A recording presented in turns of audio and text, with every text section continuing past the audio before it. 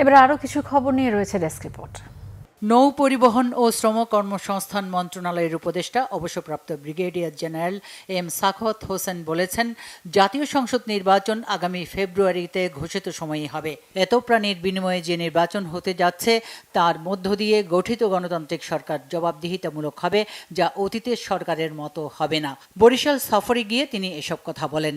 সফরে তিনি বরিশাল নদীবন্দর, নগরীর জেলখাল ও স্টিমার ঘাট পরিদর্শন করেন। বিএনপির vice chairman advocate Joynul Abedin বলেছেন, শিক্ষকদের সম্মান সম্পর্কে বর্তমান প্রজন্মকে অবহিত করতে হবে। রাজনৈতিক দলগুলোর মধ্যেও শিক্ষকদের সম্মানের চর্চা করতে হবে। বাবুগঞ্জের জামেনা খাতুন মাধ্যমিক বিদ্যালয়ের অবসরপ্রাপ্ত শিক্ষকদের সংবর্ধনা ও সাংস্কৃতিক অনুষ্ঠানে প্রধান অতিথির বক্তব্যে তিনি এসব কথা বলেন। জাতীয় নির্বাচনের রোডম্যাপ বানচাল করতে একটি অপশক্তি ষড়যন্ত্র করছে উল্লেখ করে বিএনপি চেয়ারপারসনের উপদেষ্টা বীর মুক্তিযোদ্ধা জহিরুল হক শাহজাদা মিয়া বলেছেন, জাতীয় নির্বাচন অনুষ্ঠানের সকল অপশক্তিকে রুখে দিয়ে গণতন্ত্র প্রতিষ্ঠায় ঐক্যবদ্ধ হয়ে কাজ করতে হবে।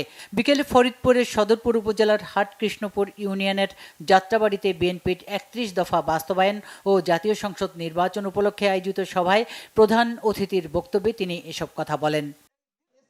জাতীয় হ্যান্ডবল স্টেডিয়ামে অনুষ্ঠিত হল news broadcasters alliance society of Bangladesh NBA এর ফুটবল ফিয়েস্তা 2025। মোট 6টি দলে ভাগ হয়ে এই ফুটবল টুর্নামেন্টে অংশ নেন দেশের বেসরকারি বিভিন্ন টেলিভিশন চ্যানেল ও রেডিও স্টেশনের সংবাদ উপস্থাপকরা। এনবিএ এর সভাপতি সাকলাইন রাসেলের সভাপতিত্বে এতে প্রধান অতিথি ছিলেন বিএনপির সিনিয়র যুগ্ম মহাসচিব রুহুল কবির রিজভী। আরও ছিলেন বিএনপির আরেক সিনিয়র যুগ্ম মহাসচিব শহীদ উদ্দিন চৌধুরী এনি, আন্তর্জাতিক বিষয়ক সম্পাদক ব্যারিস্টার নাসির উদ্দিন অসীম, ঢাকা মহানগর উত্তর বিএনপির আহ্বায়ক আমিনুল হক সহ অনেকে। চাঁদপুরে কচুয়া সরকারি ডিগ্রি কলেজ মিলনায়তনে নাগরিক ঐক্যের গণসমাবেশ হয়েছে। এতে প্রধান অতিথি মাহমুদুর রহমান মান্না বলেন, আগামী জাতীয় সংসদ নির্বাচন দেশের গণতন্ত্র উত্তরণের পথকে সুগম করবে। একটি কল্যাণ রাষ্ট্র গঠনে যে দল কাজ করবে তিনি তাদের সাথেই থাকবেন বলে জানান। বিএনপির যুগ্ম মহাসচিব অ্যাডভোকেট আব্দুস সালাম আজাদ বলেছেন, এখনও ষড়যন্ত্র অব্যাহত আছে। সবাইকে ঐক্যবদ্ধ হবার আহ্বান জানিয়ে তিনি বলেন, নির্বাচন বিরোধী সকল ষড়যন্ত্রকারীকে প্রতিহত করা হবে। বিকেলে মুন্সিগঞ্জের টঙ্গিবাড়ির কামারখাড়া ইউনিয়নে মুন্সিগঞ্জ জেলা ও টঙ্গিবাড়ি উপজেলা মৎস্যজীবী দলের আয়োজনে বিএনপির ৪৭তম প্রতিষ্ঠা বার্ষিকী উপলক্ষে এক জনসভায় তিনি এসব কথা বলেন। পরে উন্মুক্ত জলাশয়ে মাছের পোনা অবমুক্ত করেন তিনি। এদিকে প্রতিষ্ঠা বার্ষিকী উপলক্ষে মুন্সিগঞ্জের শ্রীনগরে দোয়া মাহফিল ও বৃক্ষরোপণ কর্মসূচি হয়েছে।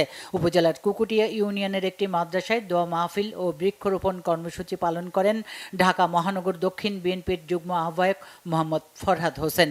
বিএনপি চেয়ারপারসন বেগম খালেদা জিয়ার রোগ মুক্তি কামনা ও শহীদ প্রেসিডেন্ট জিয়াউর রহমানের বিদেহী আত্মার মাগফিরাত কামনা করে বিশেষ মোনাজাত করা হয়। ফরিদপুর ৪ আসন থেকে ভাঙ্গা উপজেলার আলগী ও হামিরদী ইউনিয়নকে ফরিদপুর ২ আসনের অন্তর্ভুক্ত করে গেজেট প্রকাশের প্রতিবাদে নতুন করে আরও ৩ দিনের মহাসড়ক ও রেলপথ অবরোধ কর্মসূচি ঘোষণা দিয়েছে আন্দোলনকারীরা। বিকেলে ভাঙ্গা উপজেলার আলগী ইউনিয়ন পরিষদ কার্যালয়ে এক সংবাদ সম্মেলনে এই কর্মসূচির ঘোষণা দেন আলগী ইউনিয়ন পরিষদের চেয়ারম্যান মোহাম্মদ মনিরুজ্জামান সিদ্দিক মিয়া। কর্মসূচি অনুযায়ী রবিবার থেকে মঙ্গলবার সকাল ৬টা থেকে সন্ধ্যা ৬টা পর্যন্ত অবরোধ চলবে।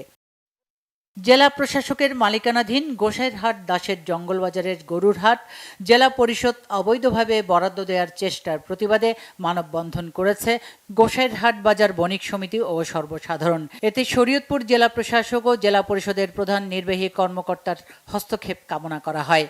গোসাইরহাট দাসের জঙ্গলবাজারে অবস্থিত গরুর হাট বৃহত্তর ফরিদপুর জেলায় অন্যতম গরুর হাট হিসেবে পরিচিত। গোসাইরহাট পৌরসভা প্রতি বছর প্রায় ৩ কোটি টাকা এই হাট থেকে আয় করে বাজারের উন্নয়ন সহ জনস্বার্থমূলক কাজ পরিচালনা করে। এসে খতিয়ান অনুযায়ী গরুর হাটের সম্পত্তির মালিক জেলা প্রশাসক, কিন্তু বিআরএস খতিয়ানে আনুমানিক ৭% ভূমি ভুলবশত জেলা পরিষদের নামে রেকর্ডভুক্ত করা হয়। এই সুযোগ কাজে লাগিয়ে জেলা পরিষদ ও কতিপয় ওই ভূমিদস্যুর যোগ সাজসে অবৈধভাবে বরাদ্দ প্রদানের চেষ্টা করছেন বলে অভিযোগ করা হয়। মানববন্ধনে বক্তব্য রাখেন দাসের জঙ্গল বাজার বণিক সমিতির সভাপতি মোহাম্মদ মুজিবুর রহমান, গোসাইরহাট বাজার ইজারাদার বাবুল খান সহ অন্যরা। বাজারের সকল ব্যবসায়ী, হাটের ইজারাদার সহ সর্বসাধারণ ক্ষোভ প্রকাশ ও তীব্র প্রতিবাদ এবং বিআরএস খতিয়ানের রেকর্ড সংশোধনের প্রয়োজনীয় ব্যবস্থা নেওয়ার দাবি জানান। Bangla vision news desk.